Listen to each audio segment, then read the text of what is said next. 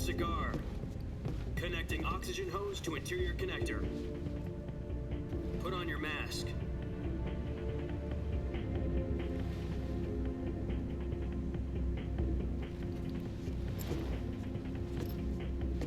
Does this panty waste know what he's doing?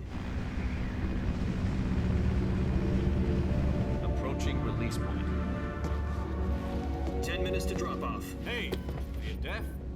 He said put out the cigar and put on your mask.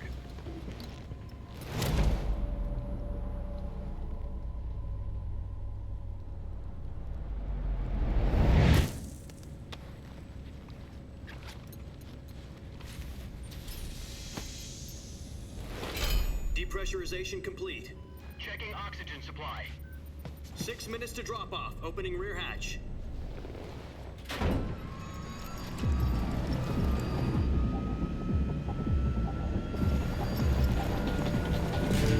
Sunrise.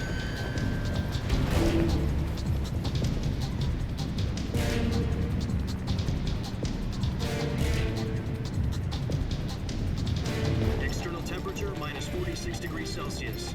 2 minutes to drop off. Stand up. You'll be falling at 130 miles per hour. Try not to get frostbite from the wind chill. 1 minute to drop off. Move to the rear. Activate the alarm bottle. This is one for the history books. The world's first halo jump.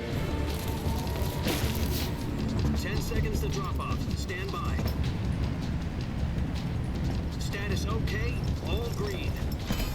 Prepare for drop-off. Countdown.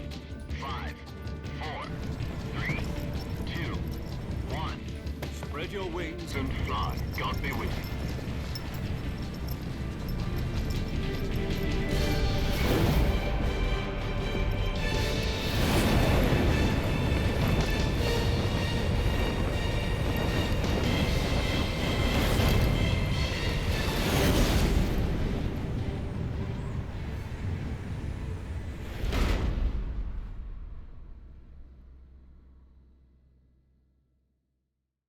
Jack, I've got some important news. The head of the CIA has finally given us the green light for the virtuous mission. Virtual mission? No, the virtuous mission. The future of our Fox unit depends on it. If it succeeds, we'll be officially organized into a unit. Virtuous mission? Sounds like some kind of initiation ritual. You know, don't get cocky. This isn't a training op. Right. So what exactly is this wonderful mission? Well, about 2 years ago, a certain Soviet scientist requested asylum in the West through one of our moles. His name is Nikolai Stepanovich Sokolov.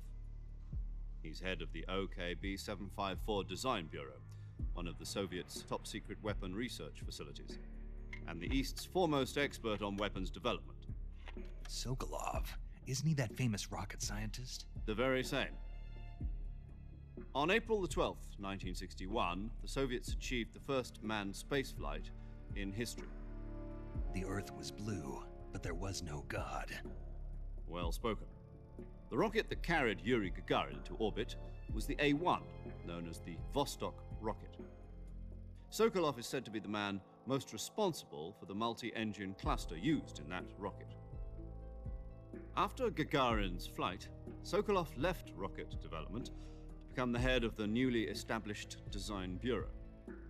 From a lowly technician to head of a design bureau, that's quite a success story, so why do you want to defect? It seems he'd become afraid of his own creations. Afraid? Call it a crisis of conscience. And for that, he left his country and his family behind and went over the fence? Not exactly. One of his conditions was that his family was also to be taken safely to the West. We used a mole to get the family out first and succeeded in sneaking Sokolov over the Berlin Wall shortly afterwards. I was the one who conducted the operation. The security on the eastern side was still full of holes back then. Then what? We got Sokolov over in one piece, but the whole ordeal had left him exhausted, and we checked him into a hospital in West Berlin.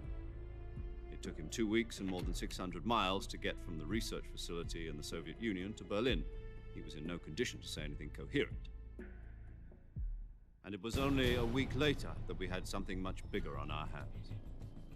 The Cuban Missile Crisis. October the 16th, 1962, President Kennedy received word that the Soviets were in the process of deploying intermediate-range ballistic missiles in Cuba. The President demanded that the Soviets dismantle and remove the missiles. At the same time, he announced a naval blockade to prevent further missile shipments from reaching Cuba. But the Soviets didn't back down, instead placing their armed forces on secondary alert. Soviet transport ships carrying missiles continued on course towards Cuba. US and Soviet forces went on alert for an all-out nuclear war. Frantic negotiations were conducted through the UN's Emergency Security Council and unofficial channels to end the hair-trigger standoff. Finally, on October the 28th, the Soviet Union agreed to remove its missiles from Cuba, and so the world avoided a nuclear holocaust. But in order to get the Soviets to pull their missiles out, we had to make a deal. You mean the one where the US agreed to remove its IRBMs from Turkey? No. The Jupiter IRBMs deployed in Turkey were obsolete, and we were going to get rid of them anyway. They had no strategic value whatsoever to either the US or the Russians. The Turkey deal was a ruse, a cover story that was fed to the other intelligence agencies around the world. So what did the Russians really want? Sokolov. They wanted us to return Sokolov. You mean the Soviets pulled out of Cuba just to get their hands on Sokolov? That's right. What the hell was he working on? At the time, we had no idea. We were running out of time. It was either give up Sokolov or risk full-scale nuclear war. In the end, we had no choice. President Kennedy gave in to Khrushchev's demand. The next day, I got Sokolov out of the hospital, handing him over to agents on the eastern side. Sokolov kept on screaming, "Save me," until he disappeared from my sight. Then, a month ago, we received some new information from one of our moles. About Sokolov? Yes. He was taken back to the research facility and forced to continue working on the weapon in question under KGB supervision. What's more, it's on the verge of completion. So what kind of weapon is it? Something to do with space rockets? No, missiles. Same technology. I guess you're right. We don't know the details, but it appears to be a new kind of nuclear device. For half a year now, the Soviets have been conducting frequent nuclear tests at Semipalatinsk. Something to do with the weapon, I assume. We're talking about a secret weapon so big that Khrushchev was ready to pull out of Cuba to get it back. Is Sokolov still in the facility? No. According to our intelligence, he's in Selino-Yarsk, a place in the mountains about 3 miles to the west that's known as the Virgin Cliffs. The Virgin Cliffs. Nice name for a virtuous mission. They moved him there just recently. Why? Apparently, they're conducting a field test of the weapon, but it's our best chance to get him back. This mission would never have been possible if he was still in the research facility. This is our last chance. Sokolov must have known that too when he contacted us.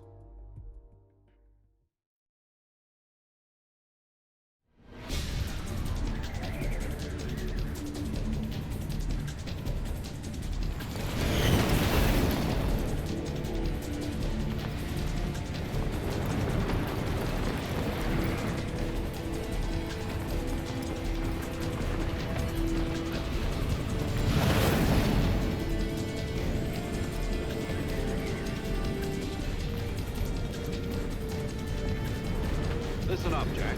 Your mission is to infiltrate Selino-Yarsk in the Soviet mountains, ensure the safety of Sokolov, and bring it back to the west.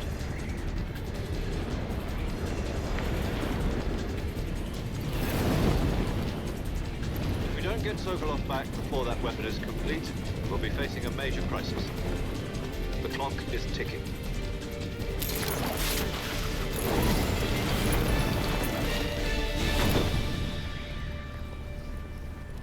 Once we've confirmed the rescue of Sokolov, stand by at the recovery point. A recovery balloon will be dropped at that point. Helium will be pumped into the balloon to inflate it. The process takes about 20 minutes. Once it's complete, the gunship's arm will latch onto the balloon and pull it up. The Fulton surface-to-air recovery system. I'm familiar with the theory. Take it easy. It's been combat-proven. Do you think Sokolov is up to it? The shock will be less than during a parachute jump, and the arm can handle up to 500 pounds.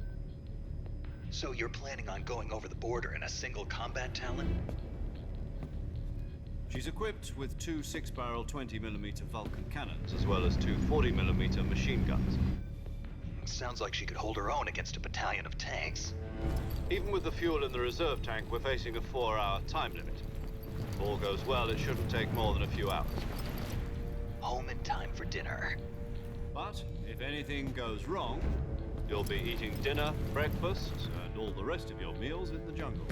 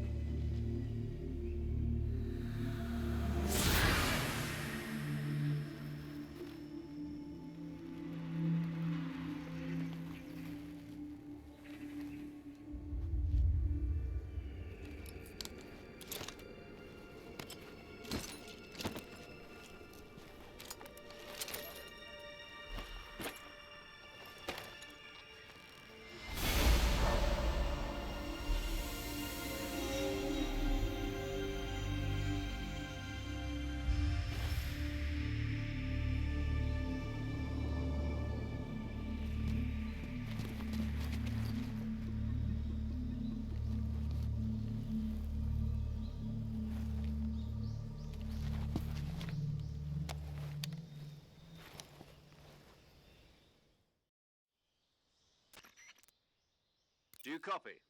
You're already in enemy territory, and somebody might be listening in. From here on out, we'll be using code names to refer to each other. Your code name for this mission will be Naked Snake. I'll be referring to you as Snake from now on. You're not to mention your real name. Snake? Oh, you don't like snakes? What do you mean? Well, you've eaten one before, haven't you? In survival training. I'm glad to hear that. I don't know if I'd ever order one in a restaurant, but... Be careful, you might not have a choice. What about you, Major? What should I call you?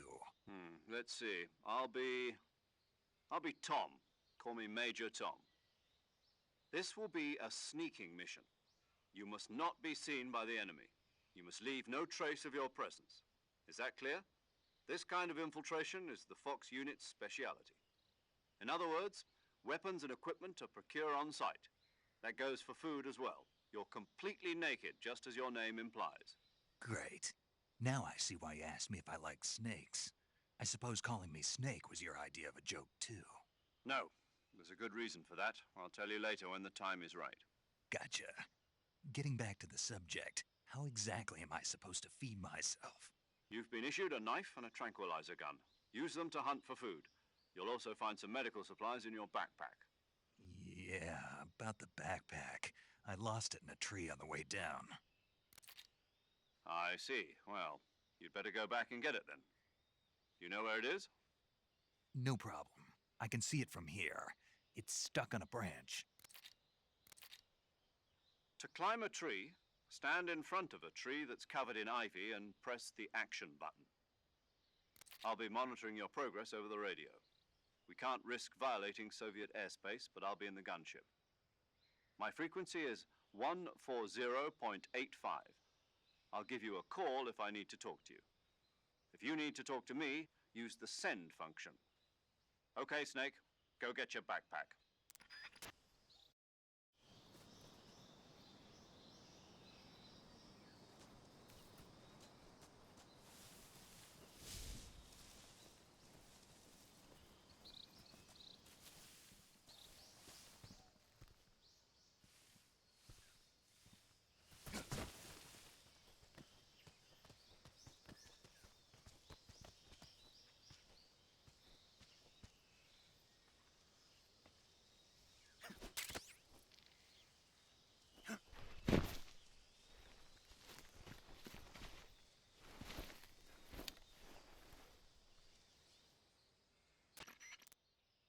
I see you've retrieved your backpack, Snake. To equip a weapon, it's necessary to take it out of your backpack. In the survival viewer, choose Weapon from the backpack. Your available weapons...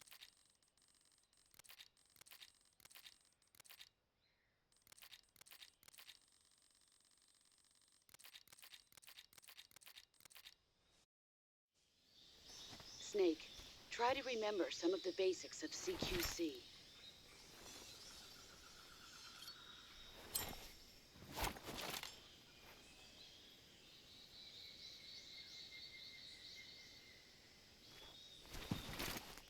Commencing virtuous mission now.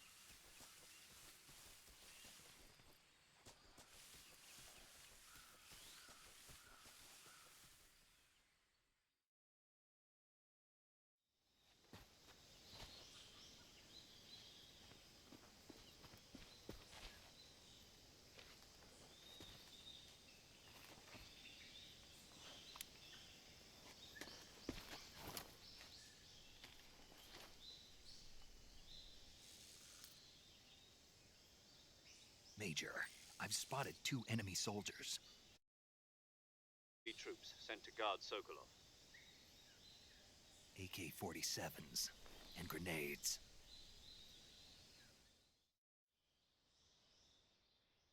Snake, your presence in Soviet territory is already a violation of international law.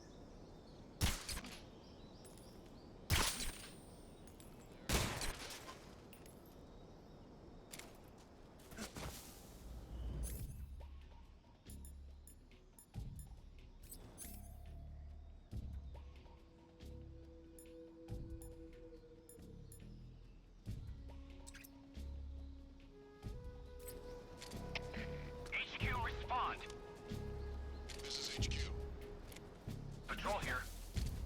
We're under enemy fire. Enemy's position is unknown. Going into alert formation.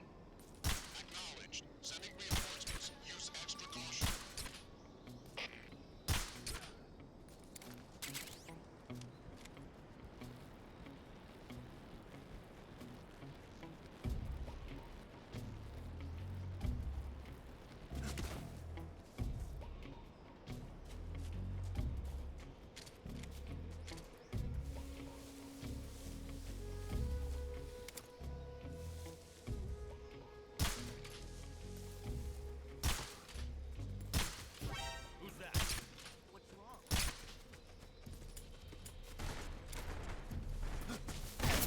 Come in, HQ. This is HQ. Patrol here. Enemy commencing attack. Acknowledged. Eliminate all enemies.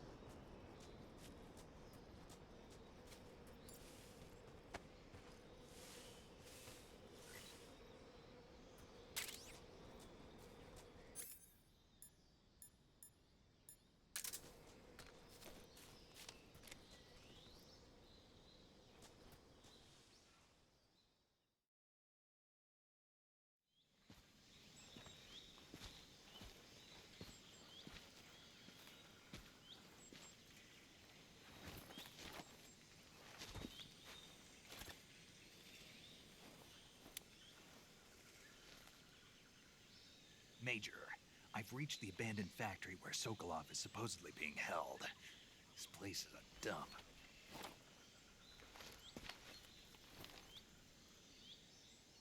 I can't see Sokolov from here. The security is pretty tight. There are sentries posted around the perimeter. I wonder how many are inside.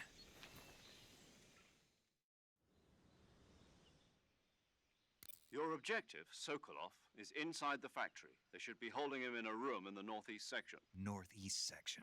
Got it. Be careful. Your mission is to bring Sokolov back alive. He must not be exposed to any kind of danger. Do not approach Sokolov while in the alert phase. Right. Oh, and one more thing, Snake. You mean there's more? No, it's just that when you get to Sokolov, I want you to tell him something from me. And that is? Sorry for being so late. Is that all? Yes. Understood. Beginning my approach to the target.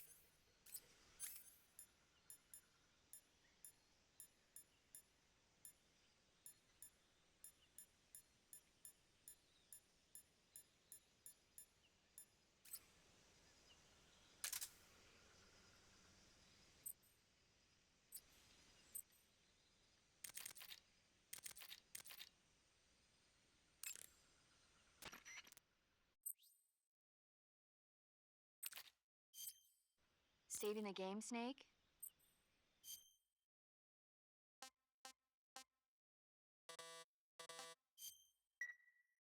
Hey, Snake, you ever heard of Godzilla King of Monsters? No, what is it? It's a movie. You haven't seen it? Nope.